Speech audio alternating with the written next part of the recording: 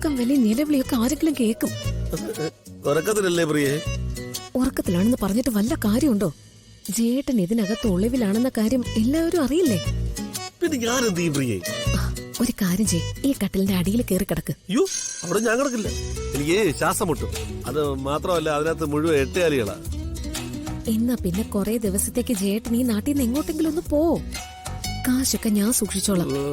എടി, ഞാൻ പുറത്തേക്ക് ഇറങ്ങിയ ചെന്ന് വീടുന്ന ഏതെങ്കിലും പോലീസിന്റെ അണ്ണാക്കിലായിരിക്കും. ഇപ്പൊ പോകുന്നത് സേഫ് അല്ല. പോകാതെ നിൽക്കുന്നതാ സേഫ് അല്ലാത്തത്. നിങ്ങളുടെ അമ്മ നിങ്ങളെ പോലീസിന് ഒറ്റ കൊടുക്കും. ആ, ഒരു കാര്യം ചെയ്, പളനിക്ക് പോ. അതിന് ഞാൻ വഴിപാട് നേർന്നിട്ടില്ലല്ലോ. ഓ, വഴിപാടിനല്ല, പളനിയിലെ ചെന്ന് തല മൊട്ടയടിക്ക്. ഈ പുരുകവും മീശയും കൂടെ അങ്ങ് എടുത്തേക്ക്. എന്നിട്ട് ഒരു കാവടി എടുത്ത് തേരാ പാര അങ്ങ് നടക്ക്. ഒരു പോലീസും പിടിക്കില്ല. ഈ വിദ്യയൊന്നും ഇന്നത്തെ പോലീസിന് മുമ്പ് ചെലവാകില്ല. ഞാൻ പളനി ചെല്ലുമ്പം എന്നെ കാത്തവിടെ പോലീസ് ഉണ്ടാവും. എന്നാ പിന്നെ നിങ്ങൾ വല്ല ഹിമാലയത്തിലോട്ടും പോ. ഇത്ര കരുണ ഇല്ലാതെ എന്നോട് ഇങ്ങനെ പെരുമാറല്ലേ പ്രിയേ? കാശിനോടുള്ള നിന്റെ ആർത്തി കൊണ്ടല്ലേ ഞാനിതെല്ലാം ചെയ്തത്. ഗീതോപദേശം ഒന്നേ ഉള്ളൂ, അത് പഴയത് തന്നെയാ. അച്ഛനെ മുഖ്യമന്ത്രിയാക്കാൻ നടക്കുന്നൊരു മോള്. എടി, നീ പ്രതാപവർമ്മയുടെ മകളല്ലെന്ന് അവനെന്ന് നേരിട്ട് പറഞ്ഞതല്ലേ? ഞാൻ പ്രതാപവർമ്മയുടെ മകളാകരുതെന്നത് നിങ്ങളുടെ മാത്രം സ്വപ്നമല്ലേ? ഇതെല്ലാം സ്വന്തമാക്കാനുള്ള സ്വപ്നം. അതേടി, അതിനെന്താ ഇത്ര സംശയം? ഇതൊക്കെ ഞാൻ പറഞ്ഞു പരത്തുകയും വിശ്വസിപ്പിക്കേണ്ടവരെ വിശ്വസിപ്പിക്കുകയും ചെയ്ത കള്ളക്കഥകൾ തന്നെയാ. അതെല്ലാം നിങ്ങൾ ഉണ്ടാക്കിയ കള്ളക്കഥകളാണെന്ന് ഞങ്ങൾ തെളിയിക്കൊണ്ടിരിക്കെ. അത് തെളിയിക്കാനുള്ള ആയുധം ഇപ്പോ നിന്റെ കയ്യിലില്ല. പക്ഷേ ആ വജ്രായുധം അനന്തംപിള്ളയുടെ കയ്യിലുണ്ട്. ജഗന്നാഥൻ. അനന്തംപിള്ള ലോക്കപ്പിലല്ല, ഏത് പാതാളത്തിലായാലും അയാൾ ആ വജ്രായുധം എടുത്ത് പ്രയോഗിക്കും. കോമയിൽ കിടക്കുന്നവന്റെ തലച്ചോറിൽ പ്രോഗ്രാം ചെയ്തിട്ടാണെങ്കിലും ജഗന്നാഥനെ കൊണ്ട് അനന്തംപിള്ള നിനക്കെതിരെ പറയിപ്പിച്ചിരിക്കും. നീയേ പ്രതാപവർമ്മയുടെ മകളല്ല എന്ന്. നിക്ക്. ഈ ലോക സത്യമാണെങ്കിൽ, ഈ കാറ്റും വെളിച്ചവും മരങ്ങളും പ്രകൃതിയും ഒക്കെ സത്യമാണെങ്കിൽ, സത്യത്തിന് ഒരിക്കലും ഒരു മരണം ഉണ്ടാവില്ല. നിങ്ങളുണ്ടാക്കിയ അപവാദങ്ങളുടെ തീക്കാറ്റ് നിങ്ങൾക്കെതിരെ തന്നെ വീശും അമ്പയെ. നിങ്ങളതിൽ കത്തിച്ചാമ്പലാവും. You better get this straight. This is Ritika, daughter of Prathapavarma. Be careful.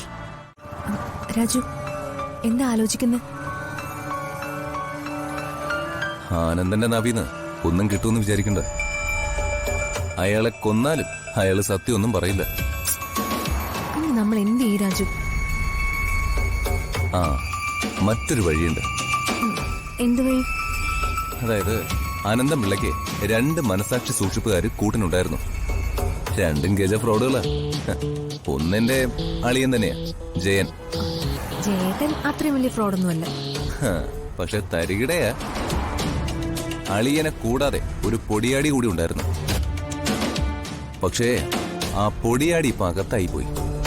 ഈ ജേട്ടന് ജഗനങ്ങളുടെ കാര്യമൊക്കെ അറിയാൻ പറ്റുമോ? അറിയാമോന്ന് ചോദിച്ചാ, ഈ പിള്ളേച്ചന്റെ പുറകെ നടക്കുന്നതല്ലേ. എല്ലാം വളഞ്ഞവന്മാരല്ലേ. ഇത്തരം കാര്യങ്ങളൊക്കെ അറിയാതിരിക്കൂ. എന്നാ പിന്നെ നമുക്ക് ജേട്ടനോട് ചോദിച്ചൂടെ? ഞാൻ ചോദിച്ച ചേട്ടൻ പറയാതിരിക്കില്ല. ക്യാഷിനോടാണല്ലോ മോഹം. നമുക്കേ കുറച്ച് ക്യാഷ് കൊടുക്കാം. എന്റെ ഋതു, അതിന് അളിയൻ എവിടാണെന്ന് വെച്ച് കണ്ടുപിടിക്കും. അയാള് മുങ്ങിയിരിക്കുമല്ലേ. പിന്നെ എന്ത് ചെയ്യും രാജു?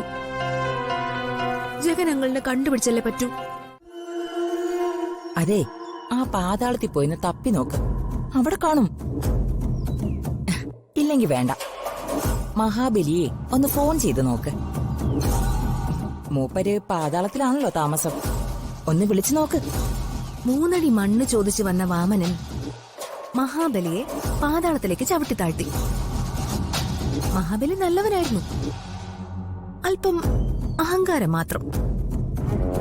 നല്ലവനായ മഹാബലി കിടക്കുന്ന പാതാളത്തിലേക്ക് നിങ്ങൾ എന്തായാലും ചവിട്ടി താഴ്ത്തില്ല.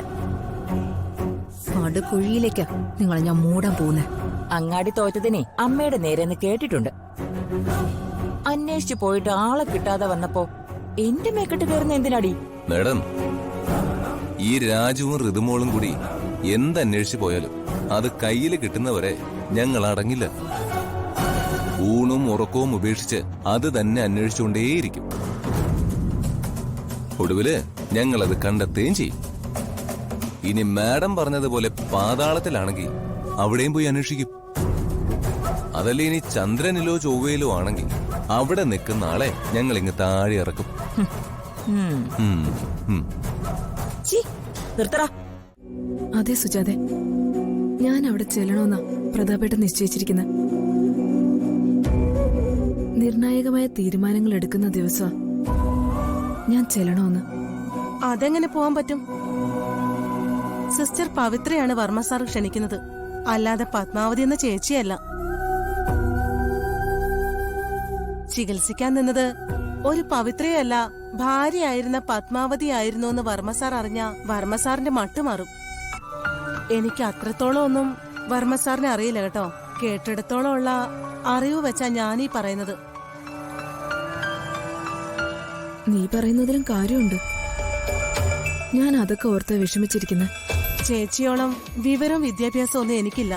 എന്നാലും എന്റെ ഒരു ചെറിയ അറിവ് വെച്ച് ഞാൻ പറയുവാ, പോകരുത്. പോയാ അത് ചേച്ചിക്ക് മാത്രമല്ല കുഴപ്പം, കുട്ടികൾക്കും കൂടിയാ. സൂക്ഷിക്കണം. വിളിച്ച് പറയേ വരില്ലാന്ന്.